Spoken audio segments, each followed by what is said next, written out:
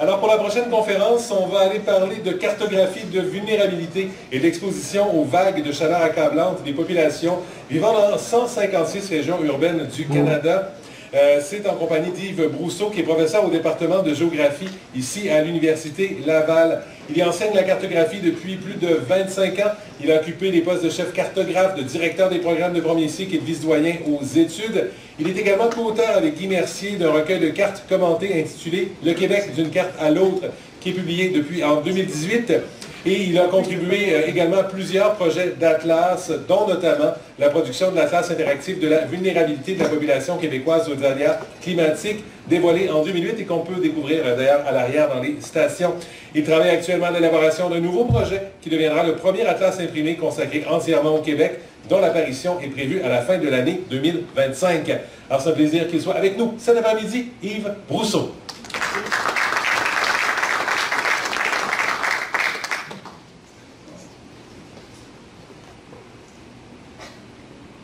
Espérant que ça fonctionne. Allez, hop. Et magie. J'ai pas de robot à vous présenter. Hein? Ce serait fun parce que c'est un projet de recherche, comme on en voit beaucoup à l'université.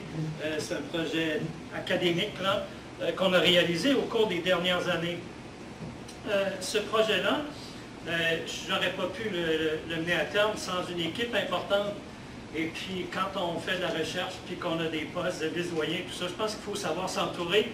Alors, j'ai travaillé beaucoup là-dessus avec Marie-Hélène Waldner-Slisson, que plusieurs connaissent, Nathalie Barrette également, et puis un groupe de professionnels, là, Benoît Lalonde, Jean-Philippe Gilbert, Marie-Janique Robitaille, Karine Tessier, que j'ai vu tout à l'heure dans la salle, et puis un groupe d'étudiants également, il y a deux étudiantes derrière, Mathilde et Janice, qui sont là. Et puis, il y avait également Stéphanie Piché et Jérémy Juteau.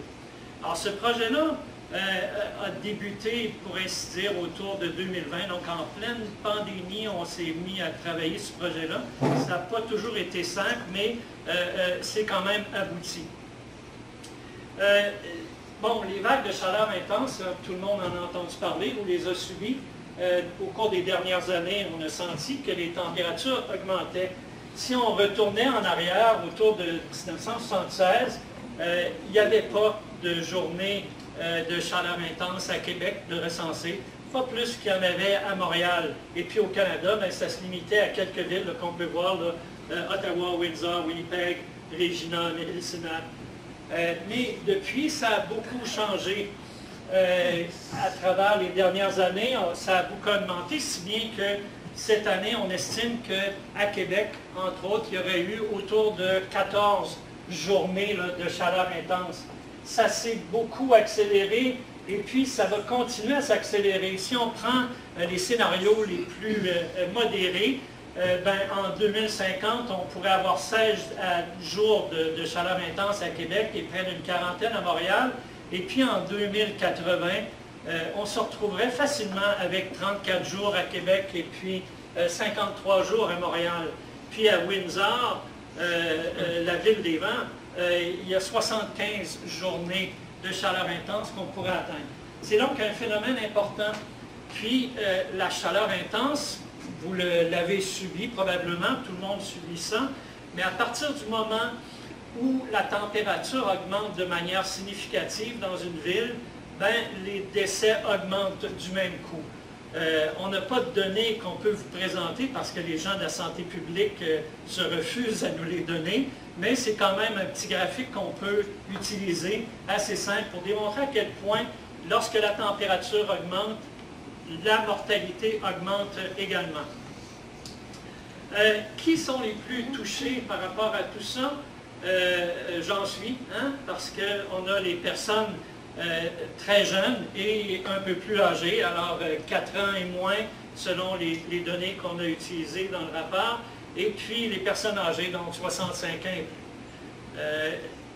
plus. Socio-économiquement défavorisées, donc des personnes qui ont des revenus assez faibles, qui vivent seules, qui sont moins scolarisées, qui sont déjà malades, qui ont un accès limité à la climatisation, qui vivent dans des quartiers aussi moins bien pourvus là, en service, en parc et tout ça. Donc, à peu près tout le monde est touché lorsqu'il y a une vague de chaleur.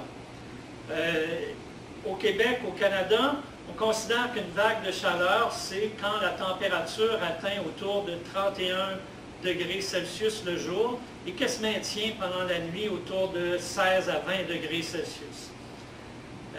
Dans le monde, il y en a eu beaucoup des vagues de chaleur très importantes, si bien qu'en Espagne, par exemple, il y a au-delà de 1200 personnes qui seraient décédées pendant une vague de chaleur en 2021. Plus près de nous, à Victoria, il y a eu également de nombreux morts liés à la période de chaleur qu'il y a eu en 2021 autour du mois de juin. La température aurait atteint à ce moment-là près de 46 degrés Celsius.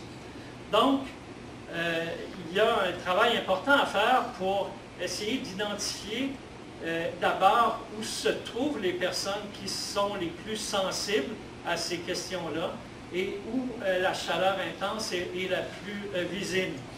Un des moyens pour y arriver qu'on a utilisé, qui est utilisé dans le monde de la recherche, c'est la géostatistique.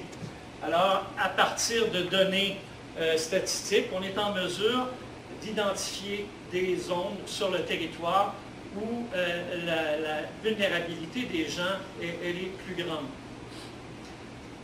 Tout ça, ça nous permet de remettre entre les mains des décideurs aménagistes, décideurs publics, des outils qui permettraient d'identifier ces zones-là et de pouvoir intervenir sur le terrain et améliorer les conditions de l'environnement. Comment ça s'améliore, l'environnement? C'est assez simple. On commence par réduire peut-être le nombre de bâtiments sur un territoire. On ajoute un peu de verdure pour permettre une meilleure circulation d'air. On peut aller jusqu'à ajouter des toits blancs plutôt que des toits noirs qui absorbent davantage la chaleur. Donc, des mesures d'atténuation dans des secteurs d'une ville. Les objectifs de notre projet, c'était donc d'élaborer une cartographie de la vulnérabilité et de l'exposition des populations canadiennes vivant dans 156 villes différentes au Canada. C'est un projet qui était financé par la SCHL, la Société d'hypothèque et de logement, qui nous a lancé ce défi-là suite à des échanges qu'on a eus autour des années 2020. Première chose, évaluer les besoins. Pour lancer ce projet-là, on avait déjà réalisé dans le passé un projet similaire au Québec pour couvrir tout le territoire québécois. Mais là, on se lançait dans une aventure un peu différente. Des grandes villes qu'on ne connaissait pas beaucoup, des environnements donc pour lesquels on avait peu de rapports. Et puis, on souhaitait donc livrer à ces gens-là un outil de travail qui peut leur permettre là, de mieux travailler dans l'aménagement de leur ville. Donc, il fallait évaluer leurs besoins. Alors, on s'est mis à la recherche de partenaires à l'extérieur de la province de Québec et puis on a eu des rapports assez intéressants avec les gens d'Ottawa, Toronto, Windsor et puis Victoria. On a construit plusieurs indices cartographiques. On voulait aussi définir un écoumène résidentiel parce qu'un des défis dans ce domaine-là, c'est de cibler les personnes là où elles se trouvent et non pas présenter une cartographie qui couvre l'ensemble du territoire, aussi bien les zones habitées que les zones plutôt forestières, agricoles, ainsi de suite. Puis on voulait aussi mettre à la disposition des gens une application web qui est accessible et qui est également disponible aussi bien sur des téléphones, des ordinateurs que sur des tablettes graphiques. Bon, évaluer les besoins, ça voulait dire donc rencontrer les partenaires dans des villes canadiennes qui sont aux prises avec des problèmes de chaleur intense. Notre outil cartographique devait donc être adapté aux besoins de ces utilisateurs-là. On a tenu des rencontres virtuelles avec ces gens-là. On les a même proposé un prototype qui était fonctionnel à partir des données de recensement de 2016 parce que le recensement de 2021 n'était toujours pas disponible à ce moment-là. Et puis, avec eux, on a vu un peu, est-ce que notre représentation colle à la réalité terrain dans ces grandes villes-là. Parallèlement à tout ça, on a fait une revue de littérature, ben ça c'est propre à tous les projets de recherche à peu près. On ne partait pas de zéro parce qu'en 2018, on a produit cet atlas de la vulnérabilité des populations québécoises à la chaleur intense et puis aux inondations. On avait donc fait un bon travail de recherche sur la littérature. Alors, ce qu'on a fait simplement dans ce projet-là, c'est qu'on est parti de ce point-là et puis on a ajouté tout ce qui a été publié après 2017. En consultant les documents les articles scientifiques, on a pris connaissance également des différentes variables qui sont habituellement retenues pour définir les espaces de sensibilité de la population. Alors, on les voit ici rapidement. Donc, la proportion de personnes âgées sensibles, là, donc 4 ans et moins, 65 ans et plus, proportion de personnes n'ayant aucun certificat ou diplôme, les personnes immigrantes récentes, les personnes qui ne connaissent pas les langues officielles, les personnes vivant seules, familles monoparentales, logements en location, faibles revenus, les locataires qui consacrent plus de 30% de leurs revenus à se loger, des logements nécessitant des réparations majeures, des proportions de résidences avec 5 étages et plus, puis des logements construits avant 1980. Ces variables-là nous sont inspirées par la littérature, et puis à partir de là, ce sont toutes des valeurs qu'on peut retrouver dans le recensement, ce qui est très intéressant parce que c'est homogène pour l'ensemble du territoire canadien. À partir d'analyses en composantes principales, donc, on est arrivé à définir un indice qu'on appelle la sensibilité.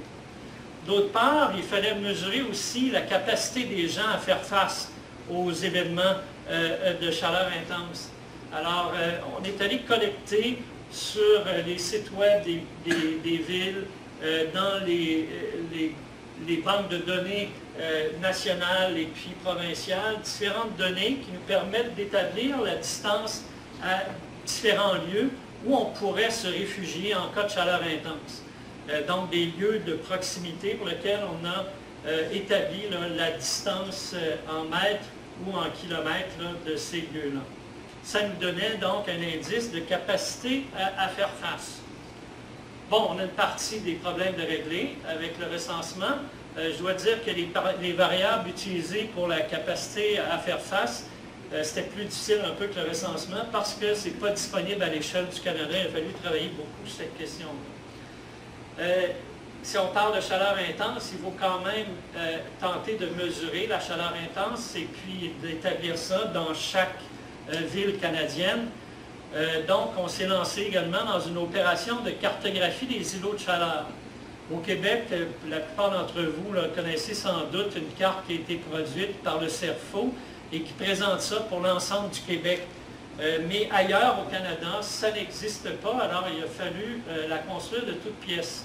À partir de données de température relative, de la création d'un indice, le NDVI puis un NDDI, d'imperméabilité des sols, de proximité à un plan d'eau, d'altitude, puis de coordonnées géographiques de différents éléments du paysage, on est arrivé à créer une carte donc des îlots de chaleur pour l'ensemble des 156 villes pour lesquelles on a réalisé le projet. On avait un autre défi aussi important. Moi, je fais beaucoup de cartographie et c'est quelque chose qui me tient à cœur. L'écoumène, là où on habite réellement. Lorsqu'on voit des cartes, souvent sur le territoire, elles couvrent l'ensemble du territoire sans distinction des endroits où on habite réellement. Alors pour nous, c'est important d'identifier les zones où les gens réellement habitent. D'une part parce que ça rend les choses beaucoup plus claires et ça évite des grands espaces qui sont inutiles pour ce type de recherche-là. Et surtout, ça nous permet de coller davantage aux données du recensement parce que les recensements recensent les gens là où ils dorment, là où ils habitent. Alors, on a travaillé cet aspect-là. Il existe des écoumènes. Statistique Canada peut vous en proposer quelques-uns, mais ils sont si généraux que finalement, ça couvre tout le territoire de la vallée du Saint-Laurent et puis on remonte un peu autour du lac Saint-Jean, puis on va aller un petit peu en Abitibi, sans doute le secteur de l'Outaouais, et puis bien sûr la région de Montréal et les cantons de l'Est. Mais ça ne satisfait pas nos besoins. Les données de recensement couvrent l'ensemble du territoire. Ce qu'on a utilisé comme unité de référence, nous, c'est l'aire de diffusion. Alors, ce que vous voyez, les lignes blanches sur cette image-là, ce sont les unités de recensement qui représentent les aires de diffusion. Une aire de diffusion, c'est une unité de recensement qui couvre l'ensemble du territoire canadien. Il y en a autour de 58 000 pour le Canada. Et puis, c'est une unité qui recense entre 400 et 700 personnes. Donc, dans un aire de diffusion, on peut s'attendre à avoir une description de la population, en fait une définition à partir de données de recensement qui est assez proche de la réalité. Pour nous, la vraie réalité, c'est plutôt celle-ci, éliminer les zones portuaires, les zones industrielles, les zones de fraîcheur. Dans ce cas-ci, c'est Québec, là, vous l'avez sans doute reconnu. Donc, on a les plaines d'Abraham, toute la colline parlementaire, les édifices publics et tout ça, où les gens n'habitent pas réellement, les zones commerciales, on voit même le parc Victoria dans cet exemple-là. Une fois qu'on est arrivé à définir ça, puis là c'est un défi quand même, parce que ça doit couvrir l'ensemble du Canada. On a utilisé des données qui viennent d'un organisme européen qui produit régulièrement une représentation cartographique des bâtiments qui sont soit résidentiels, soit industriels et commerciaux. On a validé ça pour une bonne part du Canada à partir de nombreux points de référence pour voir un peu si ça collait à la réalité canadienne. Et puis, on a corrigé donc la carte à partir de ça. Et puis, on a utilisé également les îlots de diffusion, c'est-à-dire une unité de recensement plus fin que l'aire de diffusion, parce que dans des îlots de diffusion, on peut repérer des îlots où il n'y a personne. Alors, on les a retirés de la carte. Ce que ça nous donne, donc, c'est une nouvelle cartographie. Alors, on a redrapé les aires de diffusion là-dessus, et puis on arrive donc à définir la zone réellement habitée, ce qui nous donne une cartographie asymétrique de la zone habitée. Tout ça, ça nous a permis donc de créer nos indices. Une première représentation de l'indice de sensibilité. La sensibilité, c'est est-ce que je pourrais être un peu, en quelque sorte, plus sensible à ça, s'il y a un épisode de chaleur. Est-ce que je suis vieux? Oui, je suis vieux. Est-ce que j'habite dans une unité où il n'y a pas de végétation? Non, parce que Francis dit que j'habite dans le parc des Laurentides. Est-ce que j'ai d'autres... Est-ce que j'ai un salaire qui est trop faible? Non, je ne crois pas. Alors moi, je ne suis pas tellement sensible à tout ça. Mais il y a des gens sensibles quand même sur le territoire de la ville de Québec. Et puis c'est un petit exemple, là, plutôt centré sur le quartier latin, Limoilou, et la Haute-Ville, et puis la basse-ville de Québec. On peut être sensible, mais dans notre secteur, on peut être capable de faire face à ça parce qu'on a des moyens, parce qu'il y a à proximité des équipements qui nous permettent de se rafraîchir aisément. Donc, il faut toujours mettre ça en relation. Alors, si on fait la soustraction de la fraîcheur sur la sensibilité, on obtient ce qu'on appelle la vulnérabilité. C'est une première chose. Bon, on pourrait être vulnérable, mais est-ce qu'on habite vraiment dans un espace où la chaleur est si intense que ça pose des problèmes? Alors, on a fait une cartographie des températures relatives, donc des îlots de chaleur. On a pris notre territoire, qu'on a drapé dessus, et puis on obtient donc l'exposition. Est-ce que dans l'endroit où vous habitez, vous êtes exposé à des chaleurs intenses?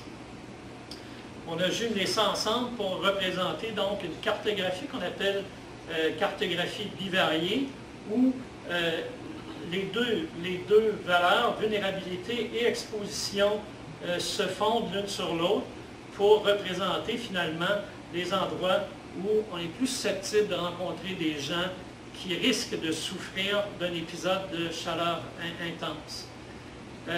Tout ça, donc, ça nous permet de mettre ça dans une plateforme web sur laquelle on peut consulter chacune de nos cartes, qu'on peut avoir des informations sur la méthodologie, on peut même extraire nos données, ce qui est une chose qui semble être intéressant pour bien des gens, parce que toutes les données qu'on a mises là-dessus peuvent être extraites. Et puis, comme il s'agit d'une cartographie dynamique, ben, on peut avoir de l'information donc sur chacun de ces unités de recensement-là et voir un peu comment ça se dessine. C'est bon pour l'ensemble du Canada. Je vais juste tenter quelque chose. Hein. Ça, c'est jouer avec les dangers. Parce qu'on se retrouve souvent que ça ne fonctionne pas. Alors, j'ai pris des précautions un peu tout à l'heure. Mais ce qu'on... Ah, c'est ça ne marche pas.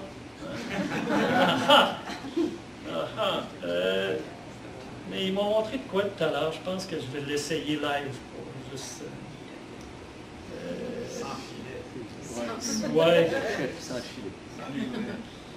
Écran.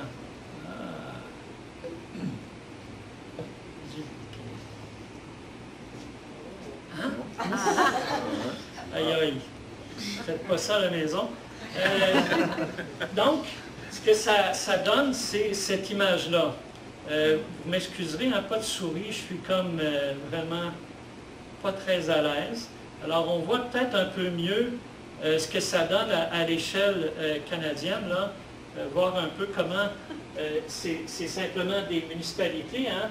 Alors, ça correspond à toutes les RMR au Canada et toutes les AR. Donc, il y en a 156 pour lesquels on a fait le travail. Comme le Canada, c'est grand, il n'y a pas les mêmes caractéristiques dans chaque province. Alors, nos analyses en composantes principales ont été refaites, là, adaptées à chacune des provinces.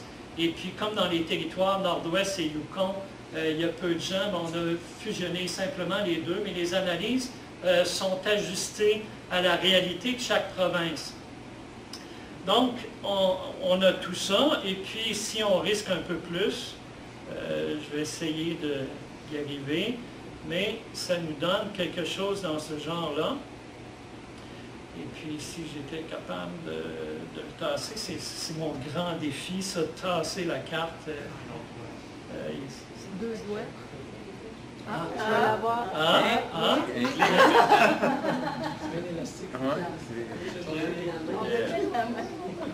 y aurait peut-être besoin du robot tout à l'heure. Oui, peut-être le robot. Merci Francis de nous proposer. Ah oui, on a dit avec les démos GeoIndex. Ah oui, oui, mais GeoIndex, je t'avoue que c'est ça marche moins bien. Ça marche moins bien. Donc, ce que ça me donne, merci Stéphano, je ne dirai jamais ce que tu as fait pour moi. Quand on regarde cette image-là, donc, on voit là-dessus notre écoumène. Puis c'est ça qui est intéressant parce que quand on regarde une image de la RMR de Québec, on réalise rapidement que ça se poursuit hein, au nord de Tilbury, une région où la population est plutôt faible, puis ça couvre en fait tout le territoire. Alors notre écoumène ne couvre donc que les parties réellement habitées. Et puis on peut donc agrandir la carte. Et puis là, c'est là le jeu, parce que tout le monde veut faire ça. Est-ce que moi, je suis vulnérable dans ma rue? Est-ce que mon voisin est vulnérable? Est-ce que Francis est vulnérable? Pourquoi pas? Donc ça, c'est l'intérêt de tout ça, c'est donc qu'on peut zoomer à l'intérieur et puis aller voir ça. C'est à peu près tout ce que j'avais à vous dire. Je pense que j'ai fait pas mal de tour. Il y a nos deux étudiantes derrière qui peuvent vous donner l'opportunité de naviguer. Il y a des signets que vous pourriez prendre et puis si vous êtes capable de manipuler le code QR, ben, vous allez pouvoir regarder ça chez vous et puis voir vraiment si vous êtes dans une zone de vulnérabilité ou non. Merci de votre attention.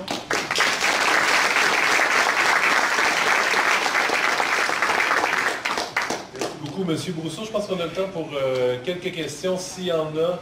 Évidemment, dans un contexte où il y a aussi possibilité de jaser Otis, c'est défendu, Francis. Ouais, ouais. T'es pas obligé. Ouais, il va y aller juste pour.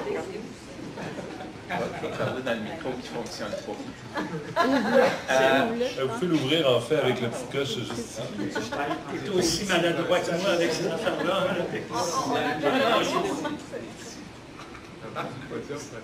As-tu besoin de Stéphano? Oui, Stéphano. Non, c'est pas grave, je vais parler un peu. Il y a besoin de robot. Avez-vous... OK. J'ai pesé sur le même bouton.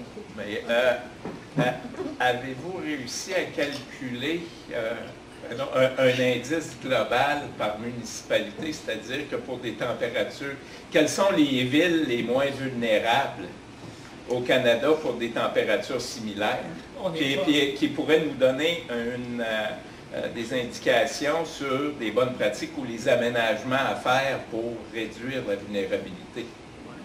Écoute, on n'a pas fait le calcul, mais si tu jettes un œil sur nos cartes, tu vas réaliser que les grandes villes sont sans doute beaucoup plus vulnérables que les plus petites.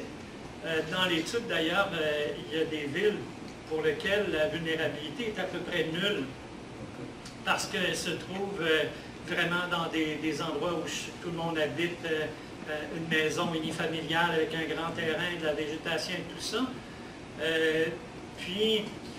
Mais on n'a pas fait ce calcul-là, on n'est pas allé jusque-là, calculer un indice par ville. On pourrait le faire, mais il faudrait en fait faire le même exercice et puis recalibrer nos indices par ville, ce qui est un travail là, faramineux, et puis on ne s'est pas lancé là. On est resté là, à l'échelle de la province pour calculer nos indices. Peut-être une petite deuxième question avant qu'il y ait la pause. Le micro fonctionne. Le micro fonctionne. Tantôt, avant que quand tu essayais de te promener puis de te zoomer sur le Canada, comme remarqué que vous avez cartographié l'île de Sable au large de la Nouvelle-Écosse, elle apparaît avec un trait, là. Non, c'est une erreur. Juste une illusion d'optique parce qu'il y a OK, peut-être... merci, parce que il n'y a pas, je pense qu'il n'y a pas grand monde qui demeure. Non, je ne crois pas que personne a dit ça. Oui, Stéphano. Yves, tu as parlé tout à l'heure qu'il y avait des différences au niveau des intrants, je pense, pas pour le recensement, mais des autres composants. Par province, c'était différent, c'était difficile à chercher les données. Est-ce que ça veut dire que j'ai-tu la même symbologie? Est-ce que je peux comparer? Je peux prendre une ville au Québec, une ville en Ontario, puis là, j'arrive, je peux comparer? Oui, parce que, en fait, ce que ça a nécessité, c'est beaucoup de manipulation. On a une étudiante qui a travaillé longuement là-dessus pendant plusieurs mois, à recenser à peu près tout ce qui se trouve dans chacune des villes. Parce que, bon, si il y a certaines organisations, pour avoir les salles de cinéma, on peut avoir ça assez aisément. Les bibliothèques au Québec, c'est facile, mais tu arrives dans une autre province, on n'a pas recensé ça de la même manière. Les plages, les plages publiques, c'est annoncé à la pièce, sur les sites web. On annonce quelle plage publique ou un endroit où les gens fréquentent pour la baignade, mais il n'y a pas de recensement de ces choses-là. Alors, c'est un travail vraiment de fouiller là, un à un pour trouver l'information. Oui? Juste pour compléter sur cette question-là, est-ce que vous avez des ressources pour maintenir la base de données à jour? C'est pas dans les plans immédiats, parce que, tu sais, bon, tant et aussi longtemps que le recensement ne changera pas, ça va prendre 5 ans, il n'est pas question de retourner là-dessus. Par contre, ce que je peux te dire, c'est qu'il y a beaucoup de villes qu'on n'a pas cartographiées parce que le projet avec la SCHL, c'est uniquement les RMR et les AR, mais il y a des villes plus petites, notamment en Ontario, qui nous ont approchés pour qu'on fasse le même travail pour eux. Alors, il y a de l'intérêt de ce côté-là.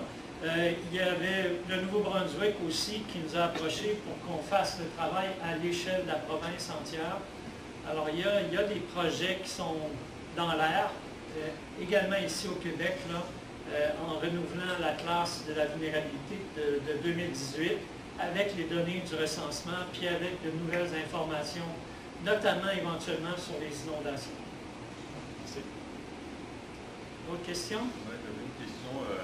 Est-ce qu'il y a des projets de savoir comment la population, par exemple, pour donner l'exemple de la France, il y en a qui vont quitter le centre-ville pour aller vivre à la campagne, pour justement quitter ces îlots. On parle beaucoup au Canada de densification des villes, où ça peut augmenter la vulnérabilité, justement. Est-ce qu'il y a une évolution de cette évolution-là?